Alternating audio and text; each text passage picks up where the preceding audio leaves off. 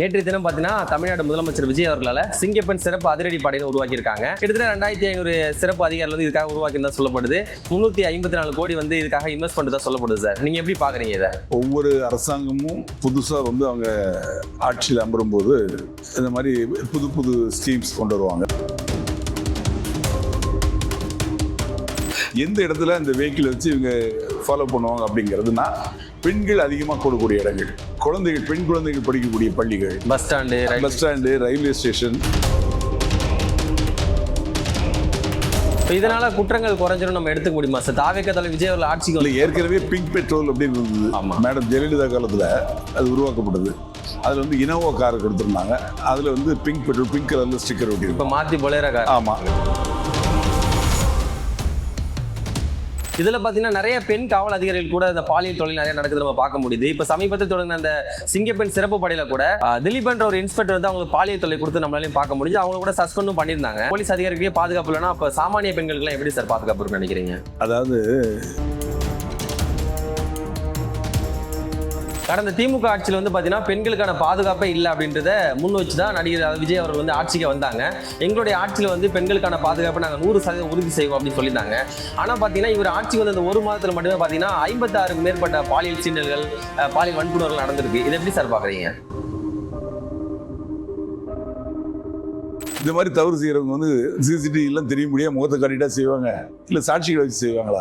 கிடைக்கக்கூடிய எவிடன்ஸ் என்ன கிடைக்கும், அதை வச்சு தான் காவல்துறை நடவடிக்கை எடுக்க முடியும். சட்டங்களே இந்த இடத்துல நேர்மையா இல்லை. ஏன்னா இந்த மாதிரி ஒரு குழந்தைய கொலையும் பண்ணி, பாலியல் பலாத்காரம் பண்ணி, கொலை பண்ணி எரிச்சிட்டு தப்பிச்சு வந்துடுறான் சட்டத்தில் ஓட்டையில் பூந்து. பெண்களுக்கு எதிராக நிறைய குற்றங்கள் நடந்து கொண்டு தான் இருக்குது. இந்த சிங்கப்பெண் சிறப்பு படையை வந்து உருவாக்கத்தினால இந்த குற்றங்கள்லாம் குறையும் நம்பிக்கை இருக்கா சார்? நம்புவோம். நிச்சயமா வந்து ஒரு புது முயற்சி தானே.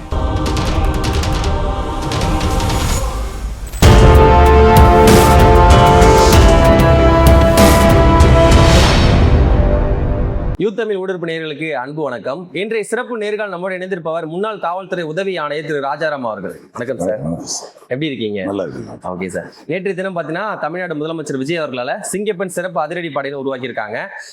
வழக்கத்துக்கு மாறா அடர் நீல நிறத்துல உடையும், அதே மாதிரி பேண்ட் வந்து காக்கி நிறத்துலையும், மெல்லி எடை கொண்ட ஷூவும், கருப்பு பேட்ச் அணிந்திய ஒரு கருப்பு நிற தொப்பியும் கொடுத்து ஒரு சிறப்பு படை உருவாக்கியிருக்காங்க. கிட்டத்தட்ட 2500 சிறப்பு அதிகாரிகள் வந்து இதுக்காக உருவாக்கியிருந்தா சொல்லப்படுது. 354 கோடி வந்து இதுக்காக இன்வெஸ்ட் பண்ணுறதா சொல்லப்படுது. சார், நீங்க எப்படி பாக்குறீங்க இதை? அதாவது ஒவ்வொரு அரசாங்கமும் புதுசா வந்து அவங்க ஆட்சியில் அமரும்போது இந்த மாதிரி புது புது ஸ்கீம்ஸ் கொண்டு வருவாங்க. ஓகே. அதுல வந்து இப்போ சமீப காலமா பெண்களுக்கு எதிராக, பெண் குழந்தைகளுக்கு எதிராக பாலியல் குற்றங்கள், பாலியல் சீண்டல்கள், அந்த மாதிரி வன்கொடுமைகள்லாம் வந்து அதிகமாக நடக்குது. அதனால வந்து அதில் கவனம் செலுத்தி அந்த என்னைக்கு ஒரு சார்ஜ் எடுத்தாரோ அன்னைக்கே வந்து கையெழுத்து போட்டார் இந்த படையை உருவாக்குறோம்னு சொல்லிட்டு. அதோட துவக்க விழா நேற்று ராஜரத்னம் ஸ்டேடியத்தில் எக்மோரில் நடந்திருக்கு. அதில் டிஜிபி, கமிஷனர் எல்லாம் கலந்துட்டு இருக்காங்க. இந்த அதிரடி படையோட தலைமை ஏற்று ஐஜி பவானீஸ்வரி அவங்கள வந்து நியமிச்சிருக்காங்க. சார், இவ்வளவு பேர் இருக்கும்போது ஐஜியா பவானிஸ்வரி அவர்கள் நியமிக்கிறது என்ன காரணம்? அதாவது அவங்க உண்மையிலேயே ஒரு திறமையான அதிகாரி. ஓகே. அந்த அதிகாரி, பெண் அதிகாரிகளை ரொம்ப திறமையானவங்க. இதை நான் எதனால சொல்றேன் அப்படின்னா, அவங்க வந்து சென்னை மாநகரத்தில் கீழ்ப்பாக்கத்தில் துணை ஆணையராக பணிபுரிஞ்சாங்க. அந்த சமயத்தில் அதே கீழ்ப்பாக்கத்தில் உதவி ஆணையாளராக அந்த அம்மாவுக்கு கீழே நான் பணிபுரிஞ்சேன். 3 ஆண்டுகள் அவங்க கீழே 3 ஆண்டுகள் வேலை பார்த்தேன். அவங்களை பத்தி தெரியும். அவங்க ஒரு சிங்கப்பெண் தான், ரொம்ப திறமையானவங்க, சுறுசுறுப்பானவங்க. அதுல வந்து மாற்றுக்கிறதே கிடையாது. ஒரு சம்பவம் நடந்ததுன்னா அந்த இடத்துல நான் போய் ஸ்பாட்ல இறங்கிட்டு சொன்னோம், இப்போ எனக்கு பின்னாடியே அந்த ஸ்பாட்டுக்கு வந்து நிற்பாங்க. சில சமயத்தில் அவங்களே முன்னாடி போயிடுவாங்க. அந்த மாதிரி வந்து ரொம்ப சுறுசுறுப்பாக இருப்பாங்க. அதே மாதிரி அவங்களோட ஆக்டிவிட்டிஸ் எல்லாமே வந்து ரொம்ப ஃபேர் அண்ட் இதாக இருக்கும். அவங்க வந்து எப்படின்னா ஒரு எந்த விதமான தயவு தாட்சியமும் இருக்காது அவங்ககிட்ட. அதே சமயத்தில் திறமையாக கரெக்டாக எது செய்யணுமோ அது கரெக்டாக செய்வாங்க. காவல்துறை அதிகாரியாக எப்படி இருக்கணுமோ அந்த மாதிரி ஒரு சிறந்த அதிகாரி, அதில் மாற்றுக்கிறது இல்லை. இதில் வந்து 2500 பேர் இந்த படையில் புதுசாக வந்து பணியிடங்கள் உருவாக்கப்படுது. ஏற்கனவே காவல்துறையில் 1,34,000 பணியிடங்கள் இருக்குது. அதில் வந்து ஒரு 5000லேருந்து 10,000 வரும் வேக்கண்ட் இருக்கும். ஏன்னா பீரியடிக்கலாக ரிட்டையர்ட் ஆகிட்டே இருப்பாங்க. அந்த ரிட்டையர்ட் ஆனவங்களுக்கு எல்லாத்துக்கும் சேர்த்து ஒரு 5000 இல்லை ஒரு 10,000 சேர்ந்ததுக்கு அப்புறம் தான் செலெக்ஷன் பண்ண முடியும். ஏன்னா அன்னைக்கு ஒவ்வொரு மாசமும் ரிட்டையர்டாக அந்த தகுந்த மாதிரி செலெக்ஷன் பண்ணி அவங்களுக்கு ட்ரைனிங் கொடுக்கணும். அப்படி அந்த ட்ரைனிங் கொடுக்குற ஒரு மாசம் தான் பண்ண முடியும். ஒரு 10 பேருக்காக ஒரு ட்ரைனிங் அப்படிங்கிற மாதிரி நடத்த முடியாது. அதனால அதான் பண்ண முடியும். ஆமா, அந்த மாதிரி வேகன்சிஸ் இருக்கும். அந்த வேகன்சிலாம் சேர்த்து மொத்தமா பணியிடங்கள் வந்து 1,34,000. இப்போ வந்து 2,500 பணியிடங்கள் தனியா உருவாக்குறாங்க. அதுக்காக 354 கோடி ஒதுக்கி இருக்காங்க. அந்த அவங்களோட சம்பளம், அதுக்கு அப்புறமா வந்து இவங்களுக்கு வாங்கக்கூடிய வெஹிக்கிள், அப்புறம் இது தவிர கேமரா, இந்த மாதிரி ஒவ்வொரு விஷயங்களும் இருக்கு. அவங்களோட உடை, அது எல்லாமே அவங்களுக்கு தனி ட்ரைனிங். அப்படி இருக்கிறப்போ இப்போ இன்னைக்கு எடுத்துக்கிட்டா ஒரு ஐஜி, ஒரு SP, 2 DSP, 4 inspector, 8 எஸ்ஐஸ், 20 other ranks இன்னைக்கு ஆரம்பத்தில் இருக்காங்க. இது வந்து விரிவடையும். இந்த 2,500 பேர் வந்து தனியாக எடுத்து அவங்களுக்கு கமாண்டோ ட்ரைனிங் அப்படின்னு சொல்லுவாங்க. கமாண்டோ ட்ரைனிங் அப்படிங்கிறது வந்து காவல்துறை ட்ரைனிங்கை விட கடுமையான ட்ரைனிங். மிலிட்ரியில் கொடுக்குற மாதிரி மிலிட்ரியில் இருக்கிறது வந்து எடுத்து தான் கமாண்டோஸ் உருவாக்குவாங்க. இந்த கமாண்டோ படை அப்படின்னு இருக்கு இல்லையா, என்எஸ்சிம்பாங்க. Okay, national security group. Prime மினிஸ்டர்லாம் வராங்க இல்லையா, அவங்களுக்கு பந்தோபஸ்து கொடுக்குறாங்களே கருப்பு பூனை படை. அவங்க வந்து எப்படின்னா மிலிட்ரியில இருந்தும் அதே மாதிரி வேற படைகள், அதாவது சென்ட்ரல் சிஆர்பிஎஃப்னு சொல்லுவாங்க, சென்ட்ரல் ரிசர்வ் போலீஸ் ஃபோர்ஸ்னு, அந்த சிஆர்பிஎஃப்ல இருந்து இந்த மாதிரி உள்ள பேராமிலிட்ரின்னு சொல்லுவாங்க, அதுல இருந்து எடுக்கப்பட்டவங்கள இளைஞர்களை எடுத்து சுறுசுறுப்பானவங்களை எடுத்து அவங்களுக்கு தனியாக ட்ரைனிங் கொடுப்பாங்க. எந்த மாதிரி சூழ்நிலையும் எதிர்கொள்ளக்கூடியது, ஒரு தீவிரவாத தாக்குதலோ, ஒரு யாரையும் ஒரு சேஸ் பண்ணி பிடிக்கிறதோ, எல்லா விஷயங்களும் அவங்க ட்ரெயின்டாக இருப்பாங்க. ஓகே, அந்த கமாண்டோ ட்ரைனிங் மாதிரி இவங்களுக்கு ட்ரைனிங் கொடுக்க போகிறாங்க. ட்ரைனிங் கொடுத்து இவங்களை பயன்படுத்த போகிறாங்க. எந்த இடத்துல இந்த வெஹிக்கிளை வச்சு இவங்க ஃபாலோ பண்ணுவாங்க அப்படிங்கிறதுனா, பெண்கள் அதிகமாக கூடக்கூடிய இடங்கள், குழந்தைகள், பெண் குழந்தைகள் படிக்கக்கூடிய பள்ளிகள், பஸ் ஸ்டாண்டு, ரயில்வே ஸ்டேஷன், இது மாதிரி இவங்க அதிக அளவில் வேலை செய்யக்கூடிய, பெண்கள் அதிகமாக வேலை செய்யக்கூடிய சில கம்பெனிஸ் இருக்கும். அது பக்கத்தில் இருக்கக்கூடிய பஸ் ஸ்டாண்டு, அந்த கம்பெனியை கவர் பண்ணி இவங்க வந்து இது பண்ணுவாங்க. வண்டியில் வந்து கேமரா இருக்கும். ஓகே, ரோந்து போயிட்டே இருப்பாங்க. ஆமாம், இவங்க ரோந்து போயிட்டே இருக்கையில் எந்த பக்கமாவது யாராவது ஒரு பெண்ணை வந்து தொடர்ந்து போகிறாங்க அப்படிங்கிற மாதிரி தெரிஞ்சாலோ அதை உடனே அவங்கள சேஸ் பண்ணி பிடிச்சி அவங்கள local police station hand over பண்ணிடுவாங்க. இப்போ இதனால குற்றங்கள் குறைஞ்சிடும் நம்ம எடுத்துக்க முடியுமா சார்? தாவேக தலைவர் விஜய் அவர்கள் ஆட்சிக்கு இல்லை, ஏற்கனவே பிங்க் பெட்ரோல் அப்படின்னு இருந்தது. மேடம் ஜெயலலிதா காலத்தில் அது உருவாக்கப்பட்டது. அதுல வந்து இனோவா கார் கொடுத்துருந்தாங்க. அதுல வந்து பிங்க் பெட்ரோல், பிங்க் கலர்ல ஸ்டிக்கர் ஒட்டி இப்போ மாத்தி பொலேரோ கார். ஆமா, அதுல வந்து இப்போ பெண்கள் தான் இருப்பாங்க, பெண் எஸ்ஐ காவலர் தான் இருப்பாங்க. இதே மாதிரி கேமரா இருக்கும். இதே மாதிரி இடங்கள்ல அவங்க வந்து வாட்ச் பண்ணிட்டே இருப்பாங்க. ஏதாவது ஒரு பிரச்சனை அவங்களே தெரியாது என்ன நடந்ததுன்னா யாரும் புகார் கொடுக்கவே தேவையில்லை, அவங்களே உள்ள இருந்து வாட்ச் பண்ணிட்டு கரெக்டா போய் பிடிச்சிருவாங்க. இந்த பெண்கள் காவல் படை அப்படிங்கிறது வந்து இதோட ஆரம்பம் வந்து 1973 கலைஞர் சிஎம் இருக்கிறப்போ அவர் தான் உருவாக்குனார். காவல் அதிகாரி தான் பெண்கள். ஆமா, அதாவது பெண்களே கிடையாது காவல்துறையில, பெண்களே கிடையாது. அதுக்கு முன்னாடி அவர் தான் அதை உருவாக்குனாரு. ஒரு உதவி ஆய்வாளர், ஒரு சப் இன்ஸ்பெக்டர், ஒரு 10 அதர் ரேங்க்ஸ் கான்ஸ்டபிள்ஸ் எடுத்தாங்க. அதுதான் 1973 அது உருவாக்கப்பட்டது. அப்புறம் வந்து அவங்க கொஞ்ச நாள் அப்படி ப்ரொமோஷன் ஆகி ஒரு தடவை ரிட்டையர்ட் ஆகிட்டாங்க. கடைசியா இப்போ ஒரு காவலராக இருந்தவங்க வந்து இன்ஸ்பெக்டர் ஆகி இப்போ சமீபத்தில் ரிட்டையர்ட் ஆகிட்டாங்க. சமீபத்தில் தான் அவங்க காலமானாங்க. இது வந்து அந்த காலத்தில் துவக்கப்பட்ட வரலாறு. ஆனால் 1991 மேடம் ஜெயலலிதா சிஎம் வந்தாங்க. அவங்க வந்ததுக்கு அப்புறம் தான் அவங்களோட காலம் தான் அந்த பெண் காவலர்கள் அப்படிங்கிறது பொற்காலமான காலம். மகளிர் காவல் நிலையம், அனைத்து மகளிர் காவல் நிலையம் அப்படிங்கிறத அவங்க தான் உருவாக்குனாங்க. கண்டிப்பா முதல் அனைத்து மகளிர் காவல் நிலையங்கிறது நம்ம 1008 இருக்கு பாத்தீங்களா, பெண்கள் காவல் நிலையம், அது போலீஸ் ஸ்டேஷன்லயே இருக்கும். அதுதான் முதல் அனைத்து மகளிர் காவல் நிலையம். அனைத்து மகளிர் காவல் நிலையம் அப்படிங்கிற கான்செப்ட் என்ன அப்படின்னா, ஆய்வாளர்ல இருந்து கான்ஸ்டபிள் வரைக்கும் எல்லாருமே பெண்கள் தான். அதனால பெண்கள் வந்து அவங்களுக்கு ஏற்படக்கூடிய கஷ்டங்கள், பாலியல் தொல்லைகள், இது குறித்து வந்து ஆண் காவலர்கிட்ட அவங்க சொல்றதுக்கு வைக்கப்படுவாங்க, கூச்சப்படுவாங்க. அதனால பெண்கள்கிட்டனா சகஜமா அவங்க நடந்ததை சொல்லுவாங்க. அந்த பெண்களும் அதை வந்து சரியான முறையில் எடுத்துக்கிட்டு கிரகிச்சுக்கிட்டு அவங்கள வந்து வேண்டாத கேள்வியெல்லாம் கேட்காம என்னங்கிறத புரிஞ்சுக்கிட்டு, அப்புறம் அந்த பெண்ணுக்கு தான், பெண்ணோட உணர்வு இன்னொரு பெண்ணுக்கு தான் போவாங்க, அவங்களோட பாதிப்பு இன்னொரு பெண்ணுக்கு தான் புரியும். அப்போ அவங்க வந்து அதுக்கு சரியான முறையில் நடவடிக்கை எடுப்பாங்க. இவங்களும் வந்து அணுகிறதுக்கு ஈஸியா இருக்கும் அப்படிங்கிறதுக்காக உருவாக்குனாங்க முதல் காவல் நிலையம் இது.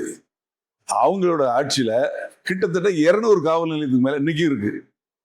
இன்னைக்கு எப்படி வச்சிருக்காங்க அப்படின்னா, அந்த காவல் நிலையம் வந்து ஒரு டிஎஸ்பி, சென்னையில் எடுத்தா ஒரு அசிஸ்டன்ட் கமிஷனர், இவருக்கு கீழே வந்து 3 காவல் நிலையம் இருக்கும். சில இடத்துல 4 கூட இருக்கலாம், சில 2 கூட இருக்கலாம். அப்படி இருக்கிறப்போ அந்த ஒவ்வொரு ஏசி கண்ட்ரோல்ல ஒரு அனைத்து மகளிர் காவல் நிலையம், இப்ப நான் கீழ்ப்பாக்கம் ஏசியா இருந்தேன் கடைசியா, அங்க வந்து கீழ்ப்பாக்கம் காவல் நிலையம், சேத்துப்பட்டு காவல் நிலையம், டிபி சித்திரம் காவல் நிலையம், 3 காவல் நிலையம் எனக்கு கீழே வரும்.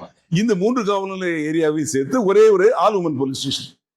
அதுக்கு ஒரு இன்ஸ்பெக்டர், அதுக்கு 2 SI, 2 head constable, 10 other ranks இருப்பாங்க. எதுக்காகனா பெண்கள் சம்பந்தப்பட்ட குற்றங்களை விசாரிக்கிறதுக்காக அந்த மாதிரி அவங்கள நியமிச்சிருந்தாங்க. இது போக அந்த அம்மா என்ன பண்ணாங்க, TSV பெட்டாலியன் அப்படின்னு ஒண்ணு இருக்கு, தமிழ்நாடு சிறப்பு காவல் படையின்னு, TSV ஸ்பெஷல் பெட்டாலியன். அது கிட்டத்தட்ட ஒரு 15 பெட்டாலியனுக்கு, ஒரு பெட்டாலியனுக்கு 1000 பேர் இருப்பாங்க. அதுல ஒரு பெட்டாலியன் வந்து எங்க இருக்காங்க, திஹார் ஜெயில கூட பாதுகாப்பு பண்ணிட்டு இருக்காங்க. இவங்களோட நோக்கம் என்னன்னா, இவங்க மொத்தமா ஒரு இடத்துல இருப்பாங்க. அப்போ ஆவடியில்னா 2 பெட்டாலியன் 3 பெட்டாலியன் இருக்கும். அதே மாதிரி மணிமுத்தாறுல 2 பெட்டாலியன் இருக்கும், திருச்சியில 2 பெட்டாலியன் இருக்கும். ஏதாவது ஒரு பெரிய தகராறு பிரச்சனை, லாண்ட் ஆர்டர் கலவரம் ஏற்பட்டுச்சு, ஆமா, அந்த கலவரத்தை அடக்கிறதுக்காக இவங்க கொண்டு போவாங்க. மற்றபடி இவங்க வந்து அந்த ஹெட் குவார்டர்ஸ்லேயே தான் இருப்பாங்க. அந்த மாதிரி ஒரு பட்டாலியனை பெண்களுக்காக உருவாக்குனாங்க. பெண்களா தான் இருப்பாங்க கம்ப்ளீட்டா, கமாண்டன்ட்ல இருந்து, அதாவது அந்த எஸ்பில இருந்து கடைசி கான்ஸ்டபிள் வரைக்கும் எல்லாருமே பெண்கள். அது மட்டும் இல்ல, அவங்களை அதிரடி படையா உருவாக்குனாங்க, கமாண்டோ ட்ரைனிங் கொடுத்து. அதிரடி படைங்கிறது அப்பவே உருவாக்கிட்டாங்க. ஆமா, அப்பவே அந்த மாதிரி இருக்கையில மொத்தம் ஒரு பட்டாலியனே இருந்தது. அதுக்கப்புறமா வந்து கலைஞர் வந்து அது வேண்டாம்னு சொல்லி அதை டிஸ்பேண்ட் பண்ணிட்டாரு. ஆமா, ஆனாலும் காவல்துறையில இந்த 1,34,000 காவல் பணியிடங்கள் சொன்னோம் இல்லையா, அதுல 20%, கிட்டத்தட்ட 26,000 காவலர்கள் வந்து பெண்கள். கிட்டத்தட்ட 23% இருக்காங்கன்ற மாதிரி சொல்றாங்க. ஆமா, அந்த அளவுக்கு இன்னைக்கு அதே போல காவலர்கள் இருக்காங்க, சப் இன்ஸ்பெக்டர் இருக்காங்க, டைரக்டர் DSP இருக்காங்க, இப்போ ஐஜியா இருக்காங்க இல்லையா மேடம், அவங்க கூட டைரக்டர் DSP இருந்து வந்தவங்க தான். ஆனா இவ்வளவு அதிகாரிகள், IPS ஆபீசர்ஸ் அதுலயும் இருக்காங்க. மேடம் சீமா அகர்வால் இருக்காங்க இல்லையா, DGP, அவங்க கூட IPS ஆபீசர், டைரக்ட் IPS வந்தவங்க தான். காவல்துறையில இவ்வளவு இந்த அளவுக்கு வந்து அதிக அளவுக்கு பெண்கள் இருக்கிறது அப்படிங்கிறதுக்கு காரணம் வந்து மேடம் ஜெயலலிதா தான். ஆரம்பத்துல அவங்க தான் பிள்ளையார் சொல்லி போட்டுருக்காங்க, சொல்லுவார் புள்ளி, அவங்க காலத்துல கொண்டு வந்தாங்க எல்லாத்தையும். 1,40,000 கிட்டத்தட்ட பெண்கள் மொத்தமா பாத்தீங்கன்னா 1,40,000 காவல் அதிகாரி இருக்காங்க. அதுல நீங்க சொன்ன மாதிரி 20-23% பெண்கள் இருக்காங்க. இதுல பாத்தீங்கன்னா நிறைய பெண் காவல் அதிகாரிகள் கூட இந்த பாலியல் தொழில் நிறைய நடக்குது நம்ம பார்க்க முடியுது. இப்ப சமீபத்தில் தொடங்கின அந்த சிங்கப்பெண் சிறப்பு படையில கூட திலீப் என்ற ஒரு இன்ஸ்பெக்டர் வந்து அவங்களுக்கு பாலியல் தொழில் கொடுத்து நம்மளாலையும் பார்க்க முடியுது. அவங்க கூட சஸ்பெண்டும் பண்ணியிருந்தாங்க. பெண்ணுடைய அந்த போலீஸ் அதிகாரிக்கே பாதுகாப்பு இல்லைன்னா அப்ப சாமானிய பெண்களுக்கு எல்லாம் எப்படி சார் பாதுகாப்பு இருக்குன்னு நினைக்கிறீங்க? அதாவது காவல்துறை அதுல வந்து பெண்கள் அப்படிங்கிறது வந்து நாங்கெல்லாம், அதாவது இந்த பீரியடுக்கு முன்னாடி அப்பவே நான் வேலை பார்த்துட்டு இருக்கேன். அப்போ வந்து இந்த அளவுக்கு பெண் காவலர்கள் கிடையாது. அப்போ ஒரு பெண்ணை கைது பண்ணாலோ, வழிகாவலுக்கு கூட்டு போனாலோ, லேடி வார்டன் இருப்பாங்க, 3 வார்டன். அவங்க வந்து காவல்துறையில ஒரு அங்கம் தான், அவங்களோட மாச சம்பளம்லாம் கிடையாது. அவங்களுக்கு வந்து அவங்களுக்கு மெசேஜ் கொடுத்து அவங்க தான் வந்து அவங்க மூலமா தான் நாங்கள் கூட போய் யாரையும் அரெஸ்ட் பண்ண முடியும், ஆண் காவலர்கள். அதே மாதிரி வழிகாவல் அவங்களை எஸ்கார்ட் பண்ணி போறதுக்கும் அவங்க கூட இருக்கணும், அவங்களை ஜெயிலில் கொண்டு விடுறது வரைக்கும் இருக்கணும். ஜெயில இருந்து அவங்களை கூப்பிட்டு வர்றதுக்கும் அவங்க தான் வந்து கூப்பிட்டு வரணும். அப்படி இருந்து இப்போ பெண் காவலர்கள் இருந்ததுனால அந்த பிரச்சனை இல்லை. இப்போ வந்து நீங்க சொல்ற சம்பவங்கள் வந்து இருக்கு, இல்லைன்னு சொல்லல. பட் அந்த சம்பவத்தில் இப்போ அந்த ஆய்வாளரை சஸ்பெண்ட் பண்ணியிருக்காங்க இல்லையா, அதெல்லாம் அவர் பேட்டி ஒன்று கொடுத்தாரு, அவர் ரிலீஸ் பண்ணாரு, அவர் ஒரு வீடியோ ரிலீஸ் பண்ணாரு. அதுதான் தவறு. அவர் உண்மையிலே தவறு செஞ்சிருக்காரா இல்லையா அப்படிங்கறத வந்து புகார் கொடுத்திருக்காங்க, விசாரிச்சு நடவடிக்கை எடுப்பாங்க, நீதிமன்றம் முடிவு பண்ண. ஆமா, இல்ல அதிகாரிகள் முடிவு பண்ணி அதிகாரிகள் வந்து டிபார்ட்மெண்ட் ஆக்ஷன் எடுப்பாங்க. இல்ல நடந்திருக்க தவறுனா அப்புறம் FIR போட்டு அரெஸ்ட் பண்ணி அது வந்து லீகல், அந்த மாதிரி சட்டப்படி நடவடிக்கை எடுப்பாங்க. இதுக்கு முன்னாடி இவர் பதில் சொல்றேன்னு சொல்லிட்டு இவர் தேவையில்லாம ஒரு பதில் சொல்லி தான் இவர் சஸ்பெண்ட் பண்ணியிருக்காங்க. பட் அப்படி என்ன நடந்துக்குது விசாரணை பண்ணுவாங்க, டிபார்ட்மெண்ட் ஆக்ஷன் எடுத்து தான் இது பண்ணுவாங்க. அந்த மாதிரி தவறுகள் இருக்கு, இல்லைன்னு சொல்ல முடியாது. இல்ல ஆரம்பிச்ச காலகட்டத்தில் இப்போ சிங்கப்பெண் சிறப்பு படை வந்துச்சுன்னா பெண்களுக்கான எதிரான குற்றங்கள்லாம் குறையின்றது நான் நோக்கத்தோட இல்லை செயல்படுத்துறாங்க. அப்படி இருக்கும்போது ஆரம்பத்திலேயே ஒரு பெண் காவல் அதிகாரிக்கு அவங்களுக்கு நடக்கும்போது அது இல்ல, அந்த குற்றம் நிரூபிக்கப்பட்டதா இல்லையாங்க தெரியல. குற்றம் சாட்டப்பட்டது இல்ல, குற்றம் வந்து சாட்டப்பட்டது. இது மாதிரி அந்த அம்மா சொன்னாங்க, கம்ப்ளைண்ட் அவங்க சொன்னாங்க, ரிப்போர்ட் கொடுத்துருக்காங்க. ஆனா விசாரிச்சு தப்பு இருந்தா நடவடிக்கை எடுக்க போறாங்க, அது வேற விஷயம். ஆனா இவரா போய் இன்னொரு வார்த்தையை இவரா பேசி பதில் சொல்றேன்னு சொல்லிட்டு தேவையில்லாம சஸ்பெண்ட் ஆயிருக்காரு. ஆனா விசாரணை படாம இருந்தா சஸ்பெண்ட் ஆயிருக்க மாட்டாரு. இல்ல, விசாரணை நடக்கும் இல்லையா, டிபார்ட்மெண்ட் ஆக்ஷன் எடுப்பாங்க, விசாரிச்சுட்டு அவர் மேல. இப்ப கூட ஒரு காவலர் வந்து தவறான செயல ஒரு சின்ன பையன்கிட்ட தப்பு பண்ணாருன்னு சொல்லிட்டு சென்னையில அவரை டிஸ்மிஸே பண்ணிட்டாங்க. பொதுவாக என்ன பண்ணுவாங்கன்னா அவரை அரெஸ்ட் பண்ணி லீகல் ஆக்ஷன் எடுப்பாங்க, அந்த கேஸ் நடக்கும், டிபார்ட்மெண்ட்ல சஸ்பெண்ட் பண்ணிடுவாங்க. அந்த லீகல் ஆக்ஷன் எடுத்து கோர்ட்ல கேஸ் நடந்து அவருக்கு தண்டனை கிடைக்கலாம், விடுதலை கிடைக்கலாம். விடுதலை கிடைச்சா திருப்பி அவர் வர்றதுக்கு வாய்ப்பு உண்டு. ஆனா இவங்க எடுத்த உடனே டிஸ்மிஸே பண்ணிட்டாங்க, அவர் திருப்பி இந்த காவல்துறைக்கு வரவே முடியாது. இனிமேல் ஏன்னா அவ்வளவு பெரிய குற்றம் பண்ணியிருக்காரு. அதனால தவறு செஞ்சா காவல்துறை இருக்கிறதோட நோக்கமே என்னன்னா பொதுமக்களுக்கு பாதுகாப்பு கொடுக்குதான், குற்றங்கள் நடவாமல் இருக்கும், நடந்த குற்றங்களை கண்டுபிடிக்கிறதுக்கு தான். அந்த மாதிரி இதுல இருக்கக்கூடியவங்களே தவறு செஞ்சாங்கன்னா அதுக்கு தண்டனை ஜாஸ்தி. இப்ப நம்ம பார்த்தோம் இல்லையா சாத்தாங்குளம் கேஸ், கண்டிப்பா அவங்களுக்கு என்ன தண்டனை கொடுத்தாங்க. இப்ப அதே மாதிரி இந்த மடத்துப்புறம் அதுவும் இப்ப நடந்துட்டு இருக்கு. அதுலயும் அந்த மாதிரி காவலர்கள் அப்படிங்கிறப்போ அவங்களுக்கு தண்டனை வந்து டபுள் மடங்கு ஆயிடும். ஏன்னா இவங்களோட கடமையே வந்து பொதுமக்களை பாதுகாப்பு கொடுக்க வேண்டியது. இவங்களே வந்து தவறு செஞ்சாங்கன்னா நிச்சயமா கடமை வந்து நீதி வந்து நீதிமன்றம் என்ன நினைக்கும்னா டபுள் மடங்கு இவங்க மேல அந்த குற்றத்தை தண்டனை வந்து அதிக கொடுப்பாங்க. அதுக்கு ஒரு நல்ல உதாரணம் சாத்தாங்குளம். கடந்த திமுக ஆட்சியில் வந்து பாத்தீங்கன்னா பெண்களுக்கான பாதுகாப்பே இல்லை அப்படின்றத முன் வச்சு தான் நடிகர் விஜய் அவர்கள் வந்து ஆட்சிக்கு வந்தாங்க. எங்களுடைய ஆட்சியில் வந்து பெண்களுக்கான பாதுகாப்பை நாங்கள் 100% உறுதி செய்வோம் அப்படின்னு சொல்லியிருந்தாங்க. ஆனா பாத்தீங்கன்னா இவர் ஆட்சிக்கு வந்து இந்த ஒரு மாதத்துல மட்டுமே பாத்தீங்கன்னா 56க்கும் மேற்பட்ட பாலியல் சீண்டல்கள், பாலியல் வன்புணர்வுகள் நடந்திருக்கு. இதை எப்படி சார் பாக்குறீங்க? அதாவது இந்த குற்றங்கள் வந்து நடக்கிறது அப்படின்னா அதுக்கு வந்து அரசும் ஒரு காரணம். அரசு வந்து கடுமையான நடவடிக்கை எடுக்கணும். கடுமையான நடவடிக்கை எடுக்கலைன்னா அது வந்து அவங்களுக்கு தைரியம் வந்துடும். குற்றம் செய்யறவங்களுக்கு வந்து நீதிமன்றம் மூலமும் தண்டனை கிடைக்கும், காவல்துறையும் நம்மளை வந்து அரெஸ்ட் பண்ணி ரிமாண்ட் பண்ணி இது மாதிரி பண்ணுவாங்க, கேஸ் போட்டு நடக்கும், அதுல தண்டனை கிடைக்கும் அப்படிங்கிற பயம் காவல்துறையை கண்டும் நீதிமன்றத்தை கண்டும் அவங்களுக்கு இருக்கணும். அது இன்னைக்கு இல்லை. அதுக்கு என்ன காரணம் அப்படின்னா நம்ம நாட்டில் உள்ள சட்டத்தில் உள்ள ஓட்டைகள். நம்ம நாடு வந்து பெரிய ஜனநாயக நாடு. இந்த நாட்டில் கிட்டத்தட்ட 130 to 140 கோடி ஜனத்தொகைன்னு சொல்றாங்க. அப்போ நம்மளோட சட்டங்கள் கடுமையா இருக்கணும். கடுமையா இருந்தாதான் பயம் இருக்கும், குற்றவாளிகள் எண்ணிக்கை குறையும், குற்றங்கள் குறையும். ஆனா ஜனநாயக நாடுனால இதை அமல்படுத்த முடியல. ஒரு சின்ன உதாரணம் சொல்றேன். நிர்பயா வழக்கு, அந்த விசாரணை நீதிமன்றம் அவங்களுக்கு தூக்கு தண்டனை 5 பேர் கொடுத்துருச்சு. ஆனா அந்த தூக்கு தண்டனை நிறைவேற்றத்துக்கு 7.5 வருஷம் ஆச்சு. புரியுதா உங்களுக்கு? அந்த 7.5 வருஷம் வரைக்கும் தூக்கு புக்கில் போடுற அன்னைக்கு காலைல 5 மணிக்கு போடுறாங்க, அன்னைக்கு நைட்டு 1 மணி வரைக்கும், முதல் நாள் நைட்டு 1 மணி வரைக்கும் நீதிமன்றத்தில் வழக்கு நடக்குது. அப்போ குற்றங்கள் வந்து அதுக்குள்ள தண்டனைகள் வந்து இஸ்லாமிய நாடுகளில் பாருங்க, 1 மாசத்துலயே வந்து விசாரணை கொடுத்து முடிச்சு அவங்களுக்கு தண்டனை கொடுத்து தண்டனையை வந்து பொது வெளியில நிறைவேற்றுறாங்க. அப்போ அவங்களுக்கு ஒரு பயம் இருக்கு. நம்ம நாட்டுல அது மாதிரி இல்ல. ஒரு கேஸ்னா அது 8 வருஷம் 10 வருஷம் 15 வருஷம் இருக்கும்போது அப்ப குற்றவாளிகளுக்கு அந்த தைரியம் வந்துருது. அதனால சட்டத்தில் உள்ள ஓட்டைகளை போது வெளியே வந்துடுறான். ஒரு உதாரணத்துக்கு சொல்றேன். முருகேசன்கிற தமிழர் சிங்கப்பூர்ல ஒரு இடத்துல உட்கார்ந்துருக்காரு. அப்போ ஒருத்தர் வராரு, ஒரு சின்ன பார்சல் இருக்கு, இது பாத்துக்க, நான் பாத்ரூம் போயிட்டு வரேன்னு சொல்லிட்டு போறாரு. ஆனா போலீஸ் வந்து பிடிச்சிடாங்க. பிடிச்சு அந்த பார்சல்ல பார்த்தா கஞ்சா இருக்கு. இவருக்கு அதுல எந்த இருக்குன்னு தெரியாது, கொண்டு வந்து ஒரு யாரு என்னங்கிறதுலாம் தெரியாது. இவரையும் அரெஸ்ட் பண்ணிட்டாங்க. அரெஸ்ட் பண்ணி இவருக்கு நீதிமன்றத்தில் தூக்கு தண்டனை கொடுத்துட்டாங்க. இவருக்கு அதுக்கான சம்மதமே இல்லை. ஆனாலும் அந்த பொருள் இவர் பார்த்துட்டு இருந்தார் இல்லையா, அதனால இவருக்கு தூக்கு தண்டனை கொடுக்குறாங்க. தூக்கு தண்டனை கொடுத்து இது நிறைவேற்ற போறதுக்கு முன்னாடி நம்ம இந்திய நாட்டு பிரதமர் அந்த சிங்கப்பூர் பிரதமருக்கு கடிதம் எழுதுறாரு. இவருக்கு வந்து ஆயுள் தண்டனையா குறைங்க, இவருக்கு அந்த சம்பந்தம் கிடையாது அப்படின்னு சொல்லி. ஆனா கேட்கல, நிறைவேற்றிட்டாங்க, தூக்குல போட்டுட்டாங்க. தப்பே செய்யாம ஒருத்தர் இறந்து போயிட்டாரு, தூக்குல போட்டாங்க. ஆனா நம்ம நாட்டுல NDPS ஆக்ட், போதைப்பொருள் தடுப்பு சட்டம்னு ஒன்று இருக்கு. அது 2000 வந்தது. அதுல என்ன சொன்னாங்கன்னா, அதாவது போதைப்பொருள் எந்த பொருள் வச்சிருந்தாலும் எவ்வளவு வச்சிருந்தாலும் அவங்களுக்கு வந்து 10 ஆண்டுகள் தண்டனை, 10 லட்சம் ரூபா அபராதம் அப்படின்னு. இப்போ படிப்படியா வந்து எவ்வளவு குவான்டிட்டி இருக்கோ அதுக்கு மாதிரி தண்டனை. அதோட கொடுமை, ஒவ்வொருத்தரும் தன்னோட மருத்துவ பயன்பாட்டுக்காக 10 கிராம் கஞ்சா வச்சுக்கலாம். இது மாதிரி சட்டம் இருந்தா என்னங்க ஆகும்? அதே மாதிரி இந்த போதைப்பொருள் சட்டத்துல மேக்சிமம் மாற்றுறது வந்து வெளிநாட்டுக்காரங்க தான். அந்த குறிப்பிட்ட காலத்துக்குள்ள சார்ஜ் ஷீட் போடணும், இல்லைன்னா அவங்க ஜாமீன் கொடுத்துருவாங்க. ஜாமீன்லாம் போறான்னு திருப்பி வருவானா? கிடைக்கவே மாட்டான். ஏன் சார்ஜ் ஷீட் போட முடியல அப்படிங்கிற ஒரு சூழ்நிலைன்னா, அதிக அளவில் இப்போ வழக்கு எழுதுறது. லேப் செக் பண்ணி லேப் ரிப்போர்ட் கொடுக்கணும், இது வந்து கஞ்சா தான், இது வந்து மெத்தாபெட்டமின் தான் அப்படின்னு அந்த லேப் கோர்ட்டு மூலமா அனுப்பிச்சு லேப் செக் பண்ணி ரிப்போர்ட் கொடுக்கணும். அது டிலே ஆகுது. ஏன் டிலே ஆகுதுன்னா அதிக சாம்பிள்ஸ் போகுது, அதனால அவங்களால பண்ண முடியல. இதனால யார் பயன்படுறா? குற்றவாளிகள் வெளியே போயிடுறான். 2வது, குற்றவாளிகள்ல மெயின் குற்றவாளிகள் கிடைக்கிறது ரொம்ப அபூர்வம். இப்போ கஞ்சாங்கிறது வந்து ஆந்திரா, ஒரிசா அந்த பக்கம் தான் வருது, தமிழ்நாட்டில் இல்லை, இங்க உற்பத்தி பண்ணல. அதை எடுத்துட்டு வரவங்க மாட்டிக்கிறாங்க, இங்க விற்கிறவங்க மாட்டிக்கிறாங்க. ஆனா அங்க உற்பத்தி பண்றவங்க போய் நம்மளால பிடிக்க முடியல. அது வேற ஸ்டேட்டு நம்மளால போக முடியல. அதே மாதிரி இந்த கெமிக்கல் ட்ரக்ஸ், எது இந்த மெத்தாபெட்டமின், ஹெராயின் பவுடர், இதெல்லாம் வந்து ஆப்கானிஸ்தான் மாதிரி வெளிநாட்டுல இருந்து வருது. அதுல வந்து இங்க யார் கொண்டு வராங்களோ அவங்களதான் நம்ம பிடிக்கிறோம்.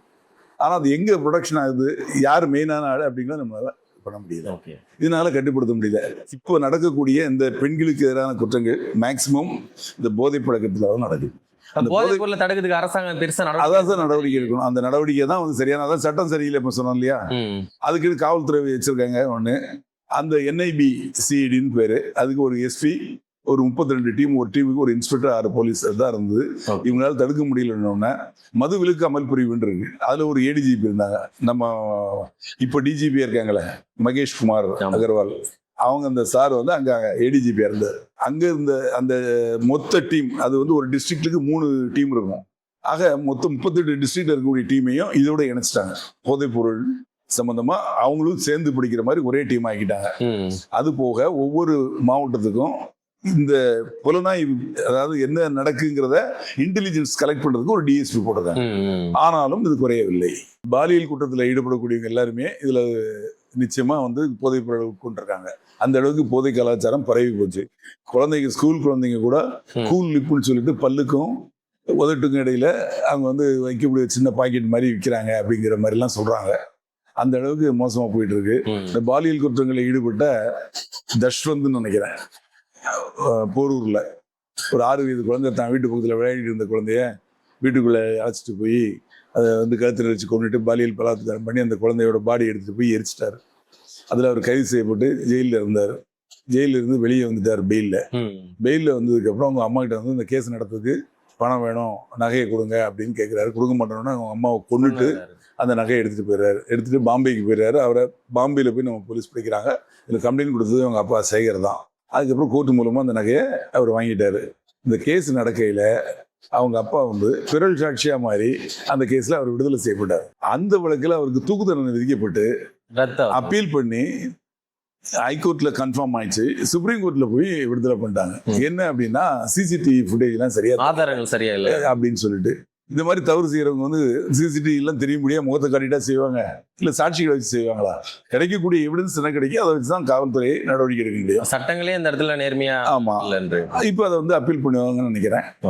ஏன்னா இந்த மாதிரி ஒரு குழந்தைய கொலையும் பண்ணி பாலியல் பலாத்காரம் பண்ணி கொலை பண்ணி எரிச்சிட்டு தப்பிச்சு வந்துடுறான். சட்டத்தில் ஓட்டையில பூந்து அம்மாவை கொலை பண்ணிட்டு நகையை திருடிட்டு போறான். அந்த நகையை வந்து அவன் வந்து கைப்பற்றி அவங்க யாரு புகார் கொடுத்தாங்களோ அவங்க அப்பாட்டே கொடுத்து அவரே வந்து பிறல் சாட்சியா மாறுறாரு. இப்போ இதுலயும் வந்து அப்பீல் பண்ணணும். அப்பீல் பண்ணி இந்த மாதிரி இவர் தான் புகார் கொடுத்திருக்காரு, இவரே வந்து பிறல் சாட்சியா சொல்றாரு, என்னோட பையனை காப்பாத்துறதுக்காக இந்த மாதிரி சொல்றாரு அப்படின்னு. இது வந்து விரைந்து காவல்துறை நடவடிக்கை எடுக்கணும். அப்பீல் பண்ண பெண்களுக்கு எதிராக நிறைய குற்றங்கள் நடந்து கொண்டே தான் இருக்குது. இந்த சிங்கப்பெண் சிறப்பு படையை வந்து உருவாக்கத்தினால இந்த குற்றங்கள்லாம் குறையும் நம்பிக்கை இருக்கா சார்? நம்புவோம். நிச்சயமா வந்து ஒரு புது முயற்சி தானே. இப்போ குற்றங்களை குறைக்கிறதுக்கு ஒவ்வொரு முயற்சி எடுக்கிறாங்க. அந்த முயற்சிகளில் இதுவும் ஒரு முயற்சி. அதனால இந்த முயற்சியை வந்து நிச்சயமா நல்லபடியா நடக்கும் அப்படின்னு நம்ம நம்புவோம், எதிர்பார்ப்போம். விஜய் அவர்கள் பேசும்போது வந்து பாத்தீங்கன்னா கடந்த ஆட்சியிலேயே இதெல்லாம் வந்து தடுத்திருக்கணும், அதை தடுக்க தவறிட்டாங்க. 50-60 ஆண்டுகளாக தடுக்க தவறிட்டாங்க. அதனுடைய நீட்சியா தான் இப்பவும் இந்த குற்றங்கள் அதிகரிக்குது. இப்போ நம்ம உடனே வந்து நம்ம ஒன்றும் பண்ண முடியாது, கொஞ்சம் டைம் கொடுங்கன்ற மாதிரி தான் நேற்று பேசியிருக்காரு. அதாவது குற்றங்கள் வந்து அப்படியே தான் இருக்கு, குற்றவாளிகள் தான் மாறிட்டு இருக்காங்க. அதாவது குற்றங்கள் வந்து அப்பவே நடந்தது, இப்போ இல்லை, இதிகாச காலத்தில் நடந்தது. இங்க இப்போ ராமன் ஒய்ஃபை வந்து ராவணன் வந்து கடத்தி கொண்டு போனார், கிட்னாப்பிங் அப்பவே நடந்திருக்கு. அதே மாதிரி மகாபாரதம், சகோதரர்களுக்குள்ள பங்காளிகளுக்குள்ள நிலம் தகராறு, நாடு தகராறு, இடம் தகராறு அப்பவே நடந்திருக்கு. அதே மாதிரி இப்போ நம்ம பெரம்பூர் ரயில்வே ஸ்டேஷன்ல தலையை துண்டா வெட்டி சூட்கேஸ்ல வச்சு வந்தாங்க இல்லையா, இது இன்னைக்கு இல்லை, 60 வருஷம் முன்னாடி ஆளவந்தார் கேஸ்ன்னு சொல்லிட்டு நம்ம வட சென்னையிலே நடந்தது. B2 லா காலேஜ் போலீஸ் ஸ்டேஷன் இல்லையா, அங்க அது கடை வச்சிருந்தார் ஆளவந்தார். அவரை வந்து அந்த இவருக்கு பழக்கமான பெண் வந்து அங்கே ராயபுரத்துக்கு வர வச்சு அவங்க வீட்டில் அவங்க கணவர் மறைஞ்சிருந்து அவர் கொலை பண்ணி தலையை தனியாக எடுத்து போய் கடற்கரை வச்சுட்டாரு. அந்த பாடியை வந்து ட்ரெண்ட் போட்டியில் வச்சு ராமேஸ்வரம் நெல்ல அனுப்பிச்சு விட்டாரு. இது இப்போ இல்லை, 60 வருஷம் முன்னாடி. ஆக அதே குற்றங்கள் அப்படிதான் இருக்கு. ஆனால் குற்றவாளிகளிடம் மாறிட்டு இருக்காங்க. நிச்சயமா வந்து தவறுகள் வந்து இப்போ அதிகமாக வாய்ப்புகள் இருக்கு. என்னன்னா சினிமாவில் கதாநாயகன் வந்து என்ன பண்றாரு, இளநீ சீவுற மாதிரி விட்டுறாரு. அதுல வந்து அவர் காவல்துறையை அரெஸ்ட் பண்ணாது, கோர்ட்டுக்கு போக மாட்டாரு, கோர்ட்டுக்கு தண்டனை கொடுக்காது. இதை பார்க்கக்கூடிய இளைஞர்களும் இளைஞர்கள் என்ன நினைக்கிறாங்க, ஓ இதுதான் நியாயம், இதுதான் சட்டம்னு நினைக்கிறாங்க. அந்த மாதிரி ஒரு மனப்பான்மை வந்துருச்சு. சொல்ல போனா கதாநாயகனை வில்லனா பாக்குறாங்க, வில்லனை கதாநாயகனா பாக்குறாங்க. ஆமா, இப்போ வந்து பெரம்பூர் இன்சிடென்ட்ல எடுத்துக்கீங்களேன், அந்த பெண் வங்காளதேசத்தை சேர்ந்தவங்க, அங்கிருந்து வந்து அசாமில் இருந்து இந்தியன்னு சொல்லிட்டு அவங்க ஆதார் கார்டு எல்லாம் வாங்கிக்கிட்டு அங்கிருந்து சென்னைக்கு வந்து இங்க வந்து ஒரு கொலையை பண்றாங்க. எவ்வளவு தைரியமா பண்றாங்க பாருங்க. அதை வந்து வீடியோ எடுத்து போட்டு பார்த்து ரசிக்கிறாங்க. அவங்க செல்ஃபோனில் அது இருக்குது. அது செல்ஃபி எடுத்திருக்காங்க. ஒரு கொலை பண்ணுறதே குற்றம், அந்த கொலை பண்ணுறதே திட்டமிட்டு கள்ளக்காதலனோட பண்ணிட்டு 3வது கணவன் 2வது கணவனை கொலை பண்ணி இப்போ 3வது கணவனோட சேர்ந்து பண்ணியிருக்காங்க 3வது கள்ளக்காதலனோட. அந்த மாதிரி மனப்பான்மைகள் மாறிட்டு இருக்கு. இப்போ சூழ்நிலைகள் மாறிட்டு இருக்கு. தவறுகள்லாம் தவறு இல்லை அப்படின்னு நினைக்கக்கூடிய அளவுக்கு மனப்பான்மை இப்போ மாறிட்டு இருக்கு. நம்ம இந்தியா தமிழ்நாடு அப்படின்னா அதுக்கு தனி கலாச்சாரம் இருக்குது. இந்த கலாச்சாரம் தான் இப்போ சீழிவு நோக்கி போயிட்டு இருக்கு. ஓகே, நிறைய தகவல்களை பகிர்ந்தீங்க. மிக்க மகிழ்ச்சி. நன்றிங்க. நன்றி.